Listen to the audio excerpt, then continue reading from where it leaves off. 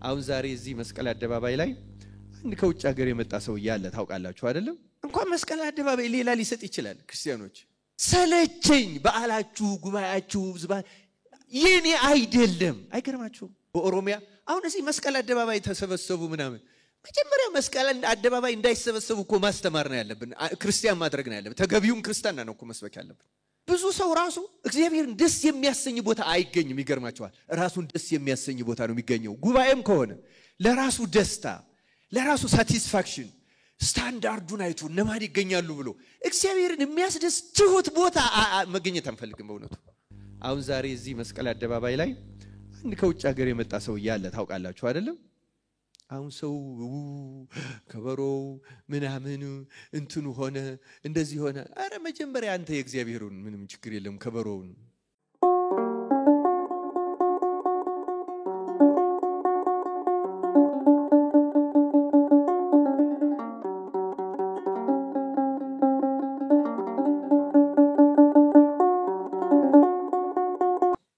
የአባቴን ቤት የንግድ ቤት አታድርጉ አለ ነውና ርዕሳችን የአባቴን ቤት የሚል ነው። እንግዲህ እግዚአብሔር ለሁላችን ማስተዋሉን ያደለን። አስተውሉ ክርስቲያኖች።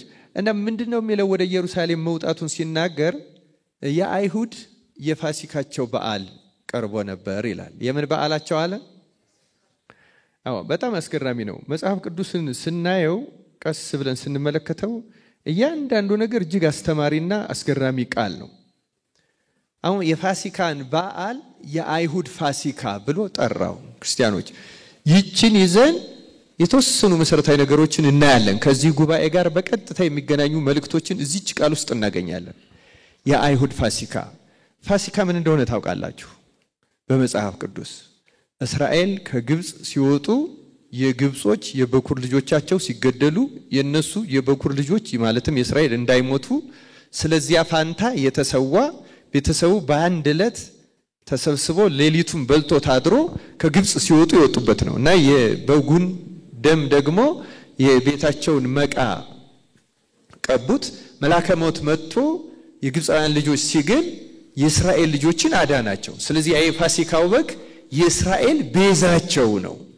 መልአከ ሞት ወደ እነሱ እንዳይገባ የነሱ ልጆች እንዳይሞቱ ያደረገ ቤዛቸው ነው እና ይህን የፋሲካን ስርዓት የፋሲካ ስርዓት እግዚአብሔር ሲሰጣቸው ምን እንዳለ ከመጽሐፍ ቅዱስ ላንብብላችሁ።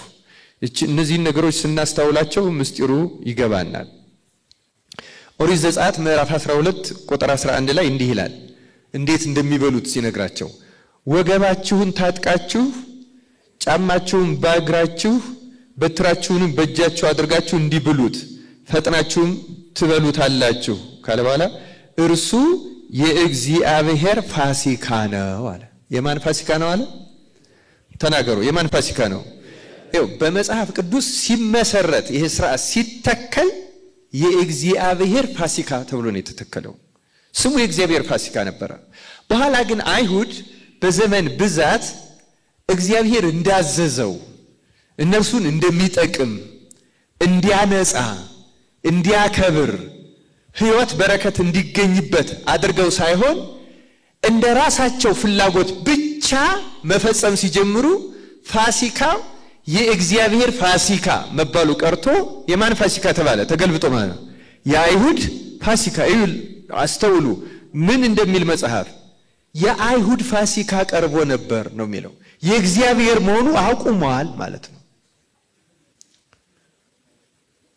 ክርስቲያኖች እግዚአብሔር ለሁላችን በእውነት ማስተዋሉን ያደለን። ሰንበታቴን ጠብቁ እኔ እግዚአብሔር አምላካችሁ ነኝ ይላል። ኦሪት ዘጸአት ምዕራፍ 30 ላይ ደግሞ ስለ ዕጣኑ የተጻፈውን ላንብብላችሁና በኋላ ምን እንደሚል እንመልከተው። እግዚአብሔር ሙሴን አለው ጣፋጭ ሽቱ ውሰድ፣ የሚንጠባጠብ ሙጫ፣ ዳጎን ውስጥ የሚገኝ ሽቱ፣ የሚሸትም ሙጫ፣ ጥሩም ዕጣን ውሰድ። የሁሉም መጠን ትክክል ይሁን። በብልሃት እንደተሰራ በጨው የተቀመመ ንጹህና ቅዱስ ዕጣን አድርገው። ንጹህና ቅዱስ ዕጣን አድርገው። ከርሱም ጥቂት ተወቅጣለህ ታልመውም አለህ። ከዚያም ወስደህ አንተን በመገናኛው ድንኳን ውስጥ በምስክሩ ፊት ታኖረዋለህ እርሱም የቅዱሳን ቅዱስ ይሁንላችሁ ይላል። ምኑን ነው እንደ የሚለው ዕጣኑን የቅዱሳን ቅዱስ ይሁንላችሁ እንደርሱ የተሰራ ዕጣን ግን ለናንተ አታድርጉ። ልክ እንደዚህ የተቀደሰውን ዕጣን ለናንተ አታድርጉት። ልክ እንደዚህ የተቀመመው ከላይ ያልኳችሁን ዝርዝሮች ይሄን የተቀመመ ዕጣን ግን ለናንተ አታድርጉ።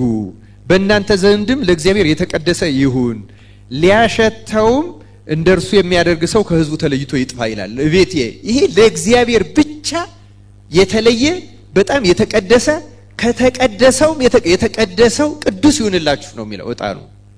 ተመልከቱ እንዲህ አድርጎ ከሰጣቸው በኋላ ግን ሕዝቡ እስራኤል እግዚአብሔር እንዳዘዘው መጠቀም በዚያ መንገድ እግዚአብሔርን ማምለክ ለእግዚአብሔር ክብር ማዋል ይተውና ራሳቸውን ደስ በሚያሰኛቸው መንገድ ማድረግ ይጀምራሉ። የእስራኤል ትልቁ ችግራቸው ይሄ ነው። በዚህ ጊዜ ደግሞ እንዲህ ብሎ ይገስጻቸዋል። ትንቢተ ኢሳይያስ ምዕራፍ 1 ላይ ምናምንቴውን ቁርባን ጨምራችሁ አታምጡ ዕጣን በእኔ ዘንድ አጸያፊ ነው። እየሰማችሁ ነው ክርስቲያኖች? ዕጣን በእኔ ዘንድ ምንድነው አለ? ቅድም ዕጣን ምንድነው ያለው? ስለ ዕጣን ጌታ ምንድነው ያለ? ከተቀደሰው ቅዱስ የተቀደሰው ቅዱስ ይሁንላችሁ ነው ያለ አይደለም? ልክ እንደ ቅድስተ ቅዱሳን በጣም እጅግ የተለየ ይሁንላችሁ ያለውን አሁን ደግሞ ዕጣናችሁ በእኔ ዘንድ አጸያፊ ነው ይልና መባቻችሁንና ይላል። አድምጡ። መባቻችሁንና ሰንበታችሁን ቅድም ስለ ሰንበት ምንድነው ያለ? ምንን ጠብቁ ነው ያለው? ሰንበታቴን። አሁን ምን አለ? ሰንበታችሁን አወጣቸው። ተመልከቱ ክርስቲያኖች ይኸው የእግዚአብሔር ፋሲካ የነበረው የአይሁድ ፋሲካ ሰንበታቴን ይለበው የነበረውን ሰንበታችሁ የተቀደሰ ዕጣን ያለውን ዕጣናችሁ በእኔ ዘንድ አጸያፊ ነው። ምን እንደሚል የእግዚአብሔር ቃል አስተውሉ ክርስቲያኖች። ሰንበታችሁን ይልና ጭራሽ በጉባኤ መሰብሰባችሁን አልወድም። አስገራሚ ነው። በጉባኤ መሰብሰባችሁን አልወድም በደልንም የተቀደሰውንም ጉባኤ አልታገስም። መባቻችሁንና በዓላቶቻችሁን ነፍሴ ጠልታለች ሸክምም ሆነውብኛል ልታገሳቸውም ደክሜያለሁ ይላል። ስለ ቃሉ የእግዚአብሔር ስሙ የተመሰገነ ይሁን። አስተውሉ ክርስቲያኖች ይውላችሁ ፋሲካው የእግዚአብሔር ፋሲካ ከመሆኑ ወጥቶ የአይሁድ ፋሲካ ሆነ። ሰንበታቴ ብሎ በጣም በክብር የሚቀበላቸውን ነገሮች ወደ ምን ተቀየሩ? ሰንበቶቻችሁ፣ በዓላቶቻችሁ ዕጣን ቅዱስ ነው በእኔ ዘንድ አጸያፊ ነው። መሰብሰባ ጉባኤ አውጁ መለከት ንፉ ይላል። ስለ እያንዳንዱ አላቀርብም እንጂ አሁን ደግሞ ጉባኤያችሁ ራሱ መሰብሰባችሁ ራሱ በእኔ ዘንድ አጸያፊ ነው። እንዲያውም ልሸከማችሁ ሁሉ አልችልም፣ ትከሻዬ ዝሏል፣ ደክሟል እያለ በጣም ይናገራል። ይገርማል። ለምንድን ነው እንደዚህ የሆነው ክርስቲያኖች? ለምንድን ነው ፋሲካውን ለምን ጠላው? ለምን አሳልፎ ሰጠው? ሰንበታቴ ያለውን ሰንበታችሁ ለምን አለ? ሌላውንም ነገር በሙሉ ለምን አገላበጠው?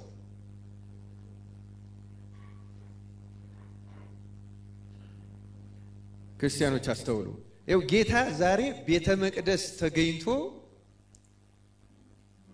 ቤተ መቅደስ ገብቶ የማጽዳት ሥራ ያን በሬውን በጉን ርግቡን ገንዘቡን በሙሉ የማስወገድ ሥራ የሰራው ቤተ መቅደሱ አለ፣ በዓላቱ አለ፣ ደምቆ ይከበራል። የመስዋዕቱ ቁጥር በጣም ጨምሯል። በጣም ብዙ ነገር ጨምሯል ክርስቲያኖች። ግን ያ ሁሉ እድገት እግዚአብሔር የሚወደው እድገት አልነበረም ክርስቲያኖች። አንድ መሰረታዊ ነገር እንድንይዝ ነው የምፈልገው። በዓላቱ አሉ፣ ስነ ስርዓቱ አለ፣ ድምቀት አለ፣ ብዙ ነገር አለ። እግዚአብሔር ግን ምን አድርጎታል? ያን በሙሉ ጠልቶታል፣ ተጸይፎታል። የእግዚአብሔር ፋሲካ የሚለውን ትልቁን ቃል ተትቶ የአይሁድ ፋሲካ ደረሰ። እስኪ አሁን እኛ እንገምግመው እስቲ በእኛ በኢትዮጵያ ቤተክርስቲያን ውስጥ እግዚአብሔር የኔ የሚለው ይኖር ይሆን ወይስ የኛ ብቻ ነው ነገሮች ወደ መሆን የመጡት? የእግዚአብሔር ከመሆን የኛ ወደ መሆን ከመጡ ገለናቸዋል ማለት ነው። ልክ የእግዚአብሔር ፋሲካ የአይሁድ ፋሲካ እንደሆነው ሰንበታቴ ይል የነበረው ሰንበታችሁ እንዳለ፣ በዓላቶቼ ያለው በዓላቶች እንዳለ፣ ዕጣን በእኔ ዘንድ የተቀደሰ ቅዱስ ነው የቅዱስም ቅዱስ ነው ያለውን አጸያፊ ነው። ጉባኤያችሁን ጠልቻለሁ፣ መሰብሰባችሁን አልወደውም፣ ሸክም ሆኖብኛል፣ ሰልችቶኛል። እግዚአብሔር እኮ በባህሪው አይሰልችም፣ እግዚአብሔር እኮ በባህሪው አይደክምም። ግን ምን ያህል እግዚአብሔር ነገሮችን ከፈጠራቸበት ዓላማ ምን ያህል ሰዎች እንዳራቋቸው የሚያመለክቱ ነው። ምን ያህል ነው የራቁት? እግዚአብሔር እነዚያን የሰጠበት ዓላማ አለ፣ ፍላጎት አለ። ሰዎች ድርጊቶቹን ይዘዋቸዋል፣ ምናልባትም በብዛት ይፈጽሟቸዋል። እንዳያችሁት በሬውን በጉን እስኪያስወጣ ድረስ ያ በሬና በግ እኮ ሌላ ገበያ ሆኖ አይደለም፣ ለፋሲካው የተመረጡ በጎች ናቸው። የተሻለ የፋሲካ እርድ ለማረድ፣ የተሻለ መስዋዕት ለማቅረብ፣ የተሻሉ በጎችን ለማቅረብ ተመልከቱ። በሰዎች አይምሮ የተሻሉ የሚባሉት እየተደረጉ ነው። እግዚአብሔር ግን ተጸይፏቸዋል። እንደውም ጭራሽ በዓሉ የኔ ፋሲካ መሆኑ ቀርቷል፣ የናንተ ሆኗል ይላል። ዛሬ ጉባኤው የኛ ነው የእግዚአብሔር ነው? ዛሬ ቅዳሴው የኛ ነው የእግዚአብሔር ነው? እስኪ አስቡት። እስኪ አገልግሎታችን ነው እንፈትሸው። የትኛው ላይ ነው ትኩረት ያደረግነው? የትኛው ላይ ነው? ምን ላይ ነው ትኩረታችን? ክርስቲያኖች እግዚአብሔር አምላክ ለሁላችን በቸርነቱ ማስተዋሉን ያደለን እና ተመልከቱ፣ ነገሩን እግዚአብሔር የሰጣቸውን በሙሉ ቀምተው የራሳቸው አደረጉት፣ ወይም ወደ ራሳቸው ዝቅ አደረጉት። እግዚአብሔር ለሰጠበት ዓላማ ሳይሆን የነሱን ፍላጎት በሚያረካ ዓላማ አዋሉት። ክርስቲያኖች መጀመሪያ መጠንቀቅ ያለብን ይሄ ነው። እዩ ክርስቲያኖች፣ አሁን ስለ መዝሙር አስተያየት ስንሰጥ ሰዎች አስተያየት የሚሰጡት እግዚአብሔርን ደስ ስለማሰኘቱ ነው እነሱን ደስ ስለማሰኘቱ ነው? እስኪ ንገሩኝ። እስኪ የትኛውን በየት ነው የምንለካው? በእኛ ደስታ ነው የምንለካው ወይስ በስርዓት ነው የምንለካው? በእኛ ስሜት ነው የምንለካው አይደለም? አብዛኛውን ነገር ለኛ አቤት የዛሬ ጉባኤ፣ አቤት የዛሬ መዝሙር፣ አቤት የዛሬ ማህሌት፣ አቤት የዛሬ እንደዚህ እንላለን። ግን የኛ ስሜቶች በመርካታቸው እግዚአብሔር ደስ ሊለው ይችላል? እዩ ክርስቲያኖች፣ እና ስንት ዓመት እንደዚህ ሆነን እንሆናል። አሁን ይሄን ስንሰማው አይሁድ ላይ ነው ያደረገ ብለን ልናስብ እንችላለን። ግን እንደዚህ ቢያደርግ ዛሬ ምናልባት ከነርሱ በእጥፍ የምንገረፈው እኛ ልንሆን እንችላለን። በእውነቱ ምናልባት ከነርሱ በላይ እንደዚህ አይነት ማስጠንቀቂያ ሊሰጠን የሚችለው ምናልባት እኛ ልንሆን እንችላለን። እስኪ አሁን የኛን ትኩረት ነው እና የአይሁድ አንድ አስተሳሰባቸውን የሚያሳይ አንዳንድ ነገሮችን ልግለጽላችሁ። ለምሳሌ በጣም ስለ ሰንበት ለምሳሌ ሰንበቶቻችሁ ብሏቸዋል፣ ተጸይፎታል አይደለም? ግን ስለ ሰንበት ምን አሉ? ጌታ 38 ዓመት ባልጋ ላይ የተኛ መጻጉን ሲያድነው ይሄ ሰው ሰንበትን ለምን ይሽራል? እየሰማችሁ ነው አይደለም? እነሱ እኮ በልባቸው ሰንበትን ለማስጠበቅ ደክመዋል። አሁን እስራኤል ብትሄዱ ታውቃላችሁ አይደለም? በሰንበት ቀዳሚ ሰንበት ማለት ነው። ከማክበራቸው ብዛት የተነሳ እንደዚህ ያለ ፎቅ ያላቸው ሆቴሎች ምኖች ሲገቡ ሊፍት አይጫኑም። ታውቃላችሁ አይደል? ሻባት ኤሌቬተር አለ። አውቶማቲካሊ በየፍሎሩ እየቆመ ይወጣል፣ ከዛ እየቆመ ይወርዳል። ሻባት ሊፍት ላለመንካት ማለት ነው። እግዚአብሔር ግን ሰንበቶቻችሁ በቃ የራሳቸው አረው እንደዚህ በማድረግ እነሱ የተሻለ የበለጠ ያከበሩት ነው የሚመስላቸው። በእነሱ አንፃር ራሳችን እንድናየው ነው ክርስቲያኖች። አሁን እነዚህ ሰዎች ለእግዚአብሔር በጣም የተጨነቁ፣ በጣም የተጠበቡ፣ የበለጠ ያከበሩ ነው የሚመስላቸው። ለዚያ ነው መጻጉዕ በሰንበት ያልተፈቀደውን ጌታ እንዲያውም ጠይቃቸው፣ ከናንተ አንዱ በጉ በሰንበት ገደል ቢገባበት የማይወጣ አለ ወይ ሁሉ ብሎ ጠይቃቸው። ጭራሽ ሰንበትን እናስከብራለን ብለው ተመልከቱ፣ ሰንበት ከተሰጠችበት ዓላማ ርቀው ሄደው በጽንፈኝነት። አሁን አንዳንድ ሰዎች በእኛም በክርስትና አሉ በራሳቸው አእምሮ ጽንፍ ድረስ ሄደው ለእግዚአብሔር የተቆረቆሩ የቆሙ ምናምን ምን መስለን ሰዎች አለ። በነገራችን በጣም አስቸጋሪ ነገር ነው። ክርስቲያኖች አስተውሉ። ደቀ መዛሙርቱ ተርበው እሸት ቀጥፈው ሲበሉ እንዴት ደቀ መዛሙርት በሰንበት ያልተፈቀደውን ይበላሉ? እባካችሁ ሰውን የሚያረክ ሰው ወደ አፍ የሚገባው ወደ ሆድ የሚገባው ሳይሆን ከአፍ ምን የሚሆነው ነው አላች የሚወጣው ነው። ይሄ ሁሉ አሁን እነሱ እኮ በልባቸው ስለ ሰንበትን አቃለው አይደለም። ክርስቲያኖች በዓላቶቻቸውን አቃለው አራክሰው እኮ አይደለም አከበርን ብለው ሌላ ጽንፍ ሌላ መንፈስ ውስጥ። ለዚያ ነው ጌታ እንዴት ሰውን የሚያረክ ሰው ከአፍ የሚወጣ ነው? ዳዊት እንኳን በተራበበ ጊዜ ምን እንዳደረገ አላነበባችሁንም? በመጻፋችሁ በቤተ መቅደስ ለካህናት ብቻ የሚሆነውን ውስጥ እንደበላ ኃጢያትም እንዳልሆነበት አታውቁምን? ምሕረትን እወዳለሁ መስዋዕትን አይደለም የሚለው ብታውቁ እንዲህ ባላላችሁ። ምክንያቱም የሕጉ መንፈስ ምሕረት ነው። የሕጉ መንፈስ ይቅርታ ነው። የሕጉ መንፈስ ፍቅር ነው። የሕጉ መንፈስ መንጻት ነው። የሕጉ መንፈስ ድነት ነው። እነሱ ግን ወደ ግብዝነት አሸጋገሩት። ወደ ተመጻዳቂነት ተሸጋገሩበት። ራሳቸውን የበለጠ ጠባቂ፣ የበለጠ አዋቂ፣ የበለጠ ተቆርቋሪ አድርገው የሰዎችን ምሕረት እስኪከለክሉ ድረስ ለድነት የተሰጠውን ለእንቅፋት በእውነቱ ለመግቢያ የተሰጠውን ለመከላከያ እጅግ እና ለዚህ ነው የአይሁድ ፋሲካ ያለው እግዚአብሔር ከሰጠበት መንፈስ አውጥተው በእነሱ መንፈስ እየተረጎሙ በእነሱ መንፈስ እያከበሩ በእነርሱ አስተታተብ እየተረጎሙ ስለሆነ ሰንበቶቻችሁ፣ በዓላቶቻችሁ፣ ዕጣናችሁ፣ ጾማችሁ፣ ጉባኤያችሁ፣ መሰብሰባችሁ እያለ ገፋው አስወጣው። እንደዚህ ተሆኖ ተገፍቶ ከመውደቅ አምላካችን እግዚአብሔር ይጠብቀን። ክርስቲያኖች አያችሁ ትኩረቱ ተቀየረ ማለት ነው። አሁን በእኛ ቤተክርስቲያን የሚያለ የአገልግሎቱ ትኩረት ተቀይሯል። ብዙ ነገሩ ተቀይሯል። በነገራችን ላይ ወደ ታይታ ወደ ሌላ መንፈስ አሁን ዛሬ እዚህ መስቀል አደባባይ ላይ አንድ ከውጭ ሀገር የመጣ ሰው ያለ ታውቃላችሁ አይደለም? አሁን ሰው ከበሮ ምናምን እንትኑ ሆነ እንደዚህ ሆነ። አረ መጀመሪያ አንተ የእግዚአብሔሩን ምንም ችግር የለም ከበሮውን ሲሆን ጎትቶ ያመጣቸዋል እንጂ እነሱ አይወስዱትም። እናቴ ታቦተ ጽዮን ዳጎን ጋር ሄዳ የሰራችውን እናውቃለን። እሱ አያሳስባችሁ። ያለ ቦታዋ እሷ የምትሰራውን ታውቃለች። ልንገራችሁ የእግዚአብሔር የሆነው እኛ መጀመሪያ መሄደው እኛ ስናቀለው ነው። በነገራችን ላይ ታቦተ ጽዮን እኮ የተማረከችው እስራኤል አላከብራ ሲሉ ወይም እግዚአብሔርን አላከብር ሲሉ ሲንቁት እንዲህ ሲሉ አሳልፎ ይሰጣል እግዚአብሔር እና ያስቀናል። አስቀናቸዋለሁ ነው ያላቸው እስራኤል ክርስቲያኖች። እንኳን መስቀል አደባባይ ሌላ ሊሰጥ ይችላል። ክርስቲያኖች የዛሬዋን ቱርክ አታውቃትም? ትላንት እኮ ቤዛንታይን አሁን ቤዛንታይን በመጽሐፍ ቅዱስ ታናሽ እስያ እኛ ከምንቀድሳቸው 14 ቅዱሳኖች ከ8ቱ በላይ የመጡት አሁን ቱርክ ከሚባለው ሀገር። ምክንያቱም አሁን ያሁኑ ቱርክ ከግሪክ፣ ከመቄዶንያ፣ ከአርመን፣ ከሶሪያ እና ታናሽ እስያን በሙሉ ብዙ ቦታ የወሰደ ነው። አንጾኪያ የሶሪያ መንበር ራሱ በአሁኑ ቱርክ ውስጥ ነች። አንታኪያ ታስታውሳላችሁ? አሁን የዛሬ 2 ዓመት የመሬት መንቀጥቀጥ ተነስቶባት እንደዚህ ትልቅ ዜና ነበር አይደለም? አንታኪያ ነው የምትባለው በአሁኑ ስም አንጾኪያ ነች። በዚያ እነ ዮሐንስ አፈወርቅ ያስተማሩበት ነው ቁስጥንጥንያ መንበሩ።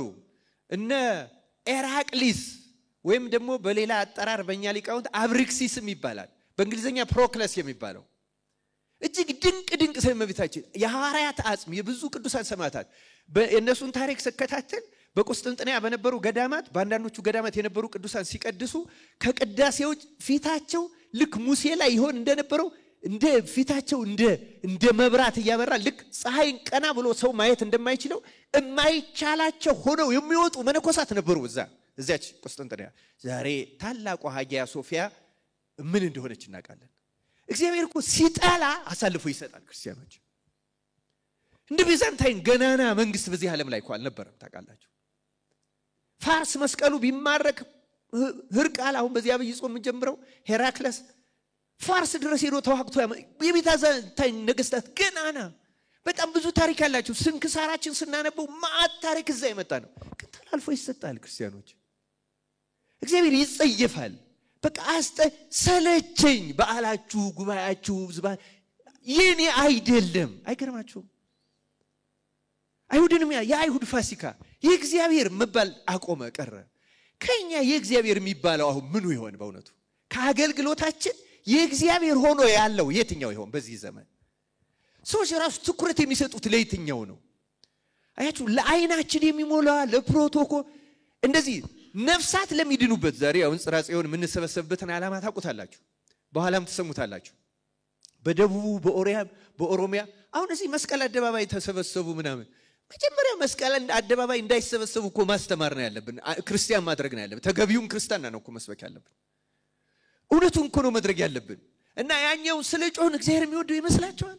እንደዚህ አይነቱን ቅናት እግዚአብሔር ይቀበላል? አይቀበልም።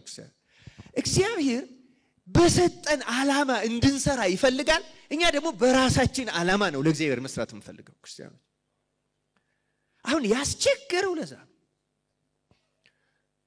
ብዙ ሰው ራሱ እግዚአብሔርን ደስ የሚያሰኝ ቦታ አይገኝም። ይገርማቸዋል። ራሱን ደስ የሚያሰኝ ቦታ ነው የሚገኘው። ጉባኤም ከሆነ ለራሱ ደስታ፣ ለራሱ ሳቲስፋክሽን ስታንዳርዱን አይቶ ለማን ይገኛሉ ብሎ እግዚአብሔርን የሚያስደስት ትሁት ቦታ መገኘት አንፈልግም። በእውነቱ እግዚአብሔርን ደስ የሚያሰኝ ስራ የሚሰራበት ቦታ መገኘት አንፈልግም። የምንፈልገው ሌላ ቦታ ነው። ክርስቲያኖች ሌላ ነው። ስለዚህ እግዚአብሔር የእርሱ ከመሆን የእናንተ ይላል። ልክ ፋሲካውን የአይሁድ ፋሲካ እንዳለ የራሳችሁ ጉባኤ፣ የራሳችሁ ስብሰባ፣ የራሳችሁ መዝሙር፣ የራሳችሁ ስብከት የኛ ሆኖ ይቀራል። እንዲሆኖ እንዳይቀር አምላካችን እግዚአብሔር በእውነቱ በቸርነቱ ይጠብቃል። ክርስቲያኖች አሁን ጉዳዮችን ጠቅለል አደርጋለሁ። ግን ይህን ሁሉ ሲያደርግ ጌታ አንድ ነገር ግን ለሌሎች አሳልፎ አልሰጠም። ርዕሳችን ማን የሚል ነው? ሲመልሱልኝ ርዕሳችን ማን የሚል ነበር? ረሳችሁት? የአባቴን ቤት። ጌታ ቤተ መቅደሱን አንድም ቀን ቤተ መቅደሳችሁ ብሎ ግን አያውቅም። ሰንበታችሁን ምክንያቱም ሰዎቹ የሚያደርጉትን በሙሉ ሰጥቷቸዋል። ቤተ መቅደሱን ግን አላደረገም። ቤተ መቅደስ የእግዚአብሔርን ቃል ሰዎች እየሰሙ በንጽህና እየሰሙ በትዕግስት እየሰሙ የሚነጹበት የሚከብሩበት ነው እንጂ መስዋዕቱ እየተባለ ግብር ቀረጥ የመሰለ ነገር እየተከፈለ ገንዘብ እየተለወጠ በሬና በግ እየተነገደ የሚኖርበት አይደ ዓላማው ምህረት ነው። መጀመሪያ የእግዚአብሔር ቃል ነው የሚቀድመው። ድርጊታችን በሙሉ መፈተሽ ያለበት በእግዚአብሔር ቃል መሰረት ነው ክርስቲያኖች። እና እነሱ ስላገላበጡት ነው። ለዚህ ነው በቤተ መቅደሱ እየጠየቃቸው መምህራኑን እየሰማ መልስም እየሰጠ በመልሱ ሁሉ እየተገረሙበት በቤተ መቅደሱ እየሰማን የእግዚአብሔርን ቃል እየሰማን ለመኖር ያብቃን። አሁን በቅዳሴ ጊዜ ያሉትን ምንባባት እንኳን ለመስማት ጊዜ ያለን አይመስልም። እርግጥ የቀዳሾቹም ችግር አለ። በእውነቱ በአግባቡ አይነበብም። ለመርግፉ ነው ጳውሎስ ሐዋርያ እንደዚህ ለገሌ መልእክት ከጻፈው ይባልና ምዕራፍ ቁጥር ከተባለ በኋላ ገና አንድ ቃል ሳይናገር እዛ በዜማ ያነሳል። ቅዱስ ይላል። ዜማው ጥሩ ነው አስፈላጊ ነው። ግን ከተነበበ በኋላ እኮ ነው ምልጃው ጸሎቱ መጀመሪያ እኮ እግዚአብሔር ቃሉን እንድንሰማ ነው የሚፈልገው። ስርዓት የተሰራው በአግባቡ ነው ክርስቲያኖች። ይሄ እንግዲህ ሁሉም ስለሚከታተለው ነው የምናገረው እንጂ አገልጋዮቹን የሚመለከት ቃል ነው። እግዚአብሔር ግን በቤተ መቅደሱ ቃሉን በአግባቡ የምንቀድሰው እንድናሰማ፣ የምናስተምረው በአግባቡ እንድናሰማ፣ አማኞቹም በአግባቡ እንዲሰሙ፣ እንዲቀደሱበት፣ እንዲነጹበት፣ እንዲከብሩበት ይፈልጋል። የእግዚአብሔር ቃል መሰረት ነው ክርስቲያኖች። ቤተ መቅደሱን ከዚያ የተሻለ ዓላማ ላይ ልናውለው አንችልም። የእግዚአብሔር ቃል የጸሎት ቤት ነው። ጌታ እንዳለው ቤቴ የምን ቤት ይባላል ነው ያለው። እስቲ የምን ቤት ይባላል ነው ያለው? እዛኛው ላይ ነው የጸሎት ቤት። ጸሎት ምን እንደሆነ ራሱ ያሁኑ ክርስቲያን አስተካክሎ የሚያውቀው ስንቱ እንደሆነ እግዚአብሔር ይወቅ። አሁን ጸሎት እኮ ታውቃላችሁ አይደል? ጸሎት ዓላማው አንድ ነገር ነው። ምንድነው እሱ? አድነኝ። ምን አድርገኝ? መልሱልኝ እስኪ። መዳን ነው የጸሎት ዓላማው፣ ሌላ ነገር አይደለም ክርስቲያኖች። ልመና ልናቀርብ እንችላለን። ልመና ይሄን ስጠኝ እንዲህ አድርገኝ፣ ግን ከጸሎት በኋላ ነው እሱ። የጸሎት መጀመሪያው ስርየተ ኃጢአት ማግኘት፣ ኃጢአቴን ይቅርበል፣ በደሌን ደምስስ፣ ታረቀኝ፣ ይቅርበለኝ፣ አድነኝ። ጸሎት የሚባለው ይሄ ነው። ልንገራችሁ፣ ይሄ ይዘት የሌለው ልመና ሊባል ይችላል እንጂ ጸሎት አይባልም።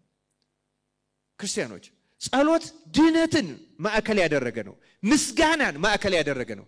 ቤቴ የጸሎት ቤት ይባላል ሲባል ይሄ ድነትን ዓላማው የእግዚአብሔር ሰው መሆን ዓላማው፣ መስዋዕት የተሰጠበት ዓላማው፣ ቤተ መቅደስ የተሰራበት ዓላማው፣ በዓላት ሌሎች ዓላማው፣ ዋናው ዓላማው ድነት ነው ክርስቲያኖች። ለዚህ ለተፈጠረበት ዓላማ ለድነት ለመጠቀም ያብቃን።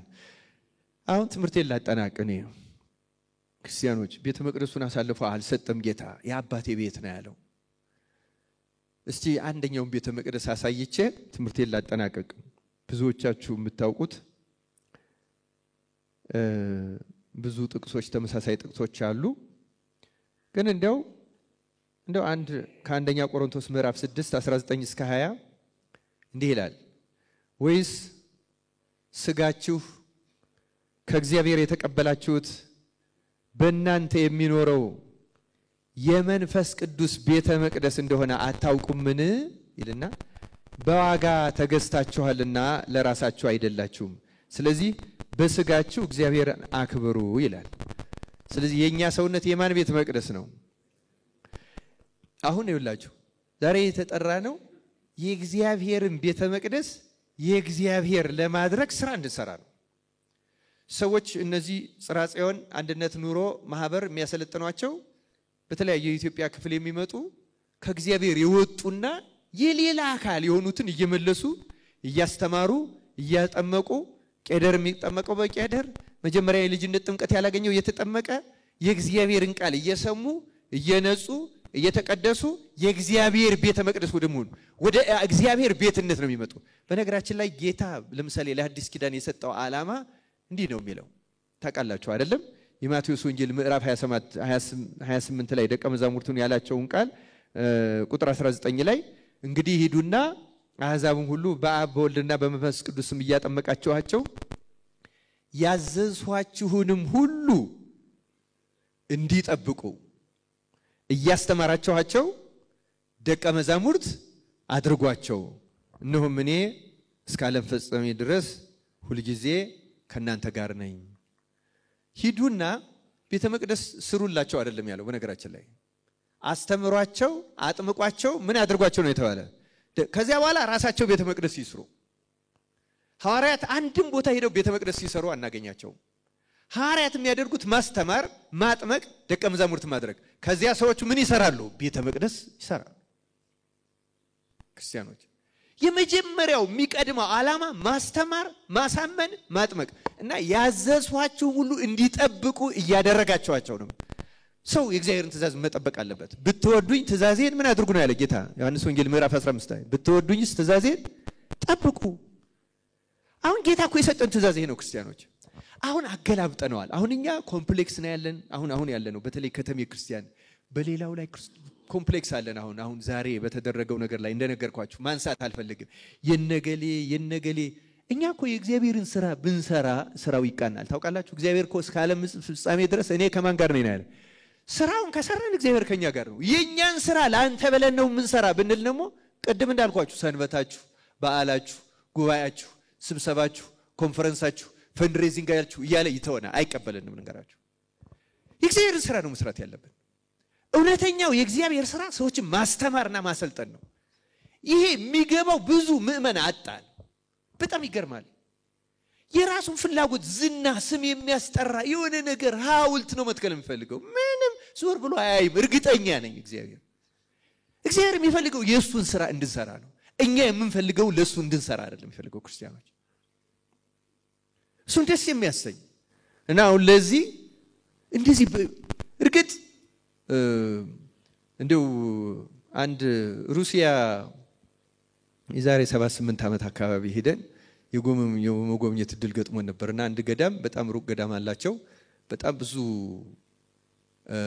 ቅዱሳን በእነሱ ያፈራ እና ደግሞ ከቅዱሳኑ እንትን የተነሳ ፈዋሽነት የተነሳ ምክራቸው፣ ትምህርታቸው፣ አዳኝነት የተነሳ በሩሲያ ትልልቆቹ ጠበብት እንደዚህ የሥነ ጽሑፍ ሰዎች የሚባሉ ታዋቂዎቹ ምንም እዛ ገዳም ያልሄደ ያልተሳለመ ቁጭ ብሎ ያልተመከረ ያልተገሰጸ ነፍሱን ህይወቱን ያላስተካከለ ሰው የለም።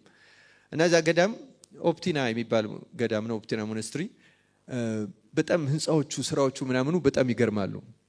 እና አንድ ጥያቄ ጠየኳቸው። እኔ ምንድነው እንዴ ይሄን ሁሉ እዚህ በረሃ ውስጥ ለመስራት ገንዘብ ከየት አገኛችሁ? እንዴት ነበር የምታገኙት? የሚል ጠየኳቸው የሚያስጎበኙንን መነኩሴ። የሚገርምህ ይሄ በሚሰራበት እነዚህ ብዙዎቹ ስራዎች በሚሰሩበት ጊዜ አንድ አባት አባገል የሚባል ነበሩን እና ቅጽል ስሙ እንዲሁ በአማርኛ ስተረጉመው ብዙ ጊዜ አይስማማኝ። the persecutor of money ነው የሚባለው። persecutor of money ምን ማለት ነው? ምንድነው እሳቸው የሚሉኝ የእግዚአብሔር ስራ ትርፍ ገንዘብ እንደ ኢንቨስትመንት ተይዞ ተሰርቶ አያውቅም። በየዕለቱ አዳዲስ ገንዘብ ነው የሚመጣው አሉ። እና በየዕለቱ አዳዲስ ገንዘብ ስለሚመጣ ከዕለቱ የተረፈውን ገንዘብ ወጥቶ ያ መነኩሴ ይመጸውትብናል አሉ።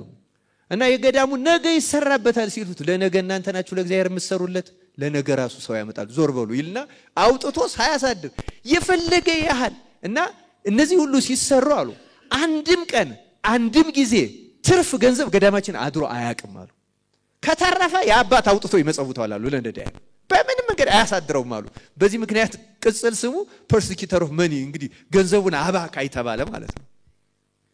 ገንዘብን አሁን እኛን የምንስገበገብለት እንጂ እና እርግጥ አሁን እኔ ያነሳሁት ለምንድን ነው ታሪኩን በጣም ወድጄዋለሁ። ኢትዮጵያ ውስጥ አንዳንድ ነገሮችን ቀስ ብዬ ሳይ እውነተኛ የእግዚአብሔር ስራዎች የሚሰሩት ቀስ ብለው በትንንሽ ገንዘቦች እግዚአብሔር በፈቀደላቸው ሰዎች ነው የሚሰሩ። እውነተኛ ስራ ከሆነ ይገርማቸዋል። ይሄ የታይታው አለው ቦታ መድረክ አለው። እውነተኛው የእግዚአብሔር ስራ ግን በዚያች ተጠብቃ ተጠንቅቃ ወጥተው ወርደው ደክመው በላባቸው ጠብታ ካመጧት አስራት የሚያወጡ በንጹህ ገንዘብ በቀስታ የምትሰራ ነው። በዚህ ደስ ይለናል በእውነት ጽርሐ ጽዮንም በዚህ ደስ አንዳንድ ሰው እንደዚህ የሚላል አንዴ እኔ እንደዚህ ሀብት ሰጥቶኝ እንደዚህ ባደርገው አይ እንደው የሚል ሰው አለ። እንደዛ ቢሰጣችሁ አታደርጉም። ልንገራችሁ እንኳን እናንተ አባ ዳንኤል የሚባል አባታችን ያውቁታል ገዳማ አስቄጥስ የነበረ ትልቅ መነኩሴ አውሎጂስ የሚባል አንድ ድንጋይ ወቃሪ ወፍጮ ይወቅርና ይሸጥና የተረፈውን ከዕለት ምግብ ውጭ ይመጸውታል። እና አባ ዳንኤል ምናል አይ እግዚአብሔር ለማይሰጠው ሰው ገንዘብ ይሰጠዋል ለሚሰጠው ሰው ደግሞ አይሰጠው አለው። እና ጌታ ተገልጾ እንዴ ብሰጠው ትዋሳዋለህ አለው። እንዴ ድንጋይ ጠርቦ ወፍጮ ሸጦ በዕለት ምግብ ውጭ የሚመጸውት አንተ ሰጥተው ነው አለ። እንግዲያውስ አለና ጌታ ድንጋዩ ሊወቅር ፍንቅል ሲያደርግ ድስት ሙሉ ወርቅ አገኘ አውሎጂስ ተባለ። ንጉሱ አስጠራው። ቤተ መንግስት ገባ፣ ተሾመ፣ ከበረ፣ ገነነ። እሱም በሰረገላው እየተመነሸነሸ ደሃ ረሳ። በጣም በቃ በጥጋብ እንደውም ደሃ ሲያይ የሚያስጠላው ሰው ሆነ ይላል። በኋላ እመቤታችን ልታድነው ፈልጋ ራእይ ያሳየችው አባ ዳንኤል ተዘቅዝቆ ሲገረፍ አሳየችው። ለምንድነው ሲል የዚህን ሰው ነፍስ አጥፍታል። ከዚያ በኋላ እመቤታችን ስዕል ስር ወድቆ ይህን ሰውዬ ሀብቱን ነጥቀሽ ከስልጣኑ አውርደሽ ደሃ አድርገሽ እንደ ድሮ ወደ ጽድቁ መልሽልኝ አለ ይላል። ከንጉሱ ተጣልቶ በእመቤታችን ምልጃ ከስልጣኑ ወርዶ ወደ ድህነት ተመልሶ ወደ መልካም ስራው እንደገና እግዚአብሔር መለሰው ይላል። እኛንም ወደ መልካም ስራችን እግዚአብሔር ይመልሰን። ምን ልላችሁ ነው? ተመኝተን ይህን ያህል ገንዘብ አይደለም። ልንገራችሁ መስራት ከፈለጋችሁ ባላችሁ ገንዘብ ላይ ስሩ። በሌላችሁ ገንዘብ ላይ አትመኙ።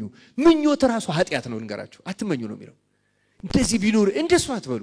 አሁን የምትጠየቁት ስላላችሁ ኪሳችሁ ውስጥ ስላለው ብቻ አይደለም መስጠት ስለምትችሉ ስለ እግዚአብሔር ገንዘብ ስለሌላው አትጨነቁ። ክርስቲያኖች የእግዚአብሔር ስራ በእግዚአብሔር ሰዎች ይሰራ። አትጨነቁ። ካልሆነ የእግዚአብሔር ፈቃድ ነው ብለን ነው መቀበል ያለብን። ዋናው ቤቱን የእግዚአብሔር ቤት ማድረግ፣ ስራውን የእግዚአብሔር ስራ ማድረግ፣ ዓላማውን የእግዚአብሔር ዓላማ ማድረግ።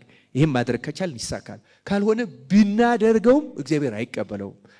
ስራችን የእግዚአብሔር ስራ እንዲሆንልን የአምላካችን የእግዚአብሔር ቸርነት የንጽሕት ቅድስት ድንግል ማርያም አማላጅነት የቅዱሳን ሁሉ ጸሎት ረድኤትና ምልጃ አይለየን። ይቆየን። ወስብሐት ለእግዚአብሔር።